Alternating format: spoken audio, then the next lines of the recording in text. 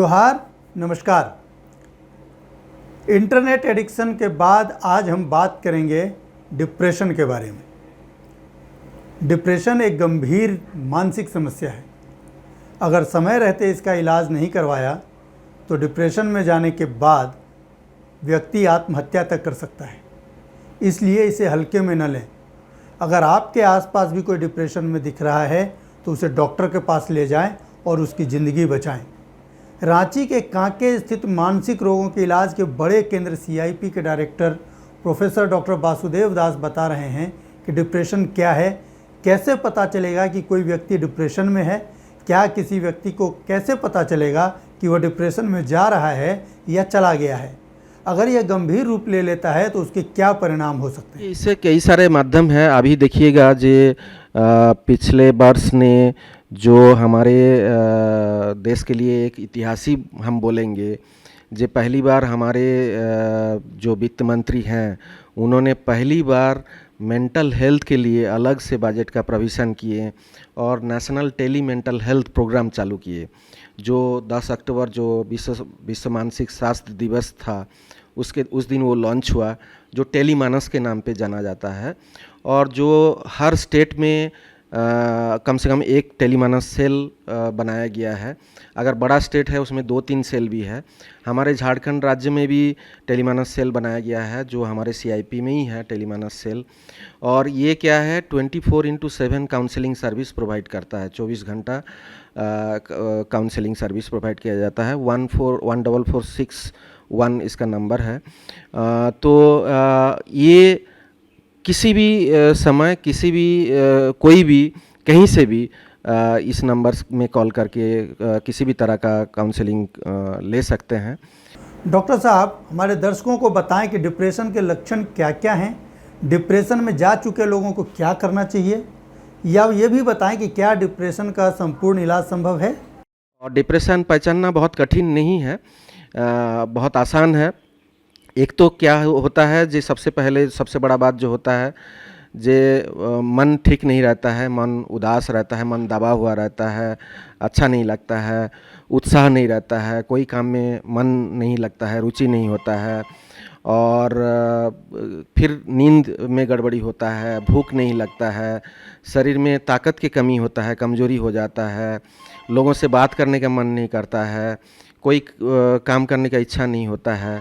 तो एक तरह से हर तरफ से निरुत्साह हो जाते हैं लोग, उत्साह में कमी आ जाता है और लगता है कि ज़िंदगी में हमारे कुछ रहा नहीं है, कुछ बचा नहीं है, तो ये ज़िंदगी जी के क्या फ़ायदा है, इससे अच्छा मर जाना है।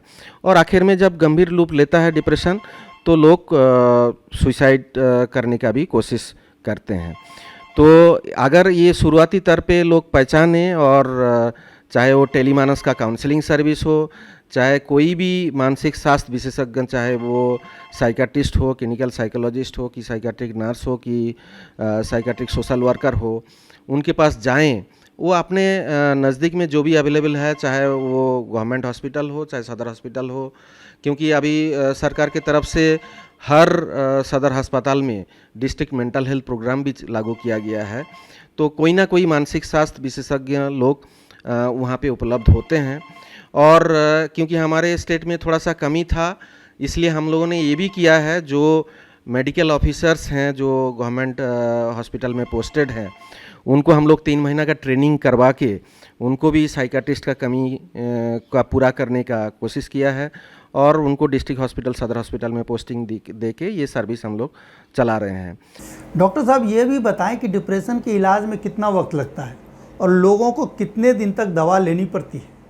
सिंपल तौर पे अगर बहुत मामूली डिप्रेशन है तो आमतौर पे काउंसलिंग या साइकोथेरेपी से ठीक हो सकता है, और थोड़ा सा गंभीर है तो उसमें दवा का ज़रूरत पड़ता है।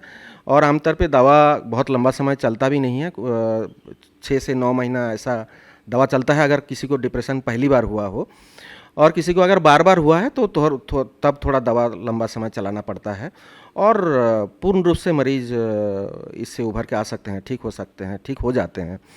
और कई लोगों का ज़िंदगी बच सकता है, कई लोगों का काम नौकरी बच सकता है। तो ये बहुत ज़रूरी है जे इसको पहचानें और लोग जल्द से जल्द इनका इलाज कराएं। डॉक्टर साहब ये भी बताएं दर्शकों को कि कोविड के बाद कौन कौन सी मानसिक बीमारियां बढ़ी हैं। जो तनाव, मानसिक तनाव, जो स्ट्रेस हुआ, एंजाइटी डिसऑर्डर हुआ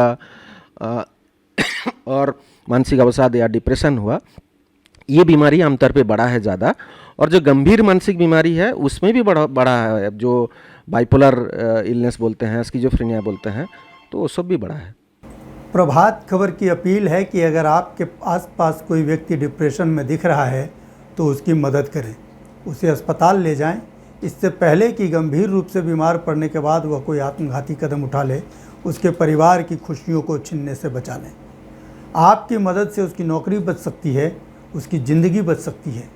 इसलिए डिप्रेशन के लक्षणों को आप भी पहचानें और अगर आपके आसपास ऐसा कोई व्यक्ति मिले तो उसका इलाज करवाएं।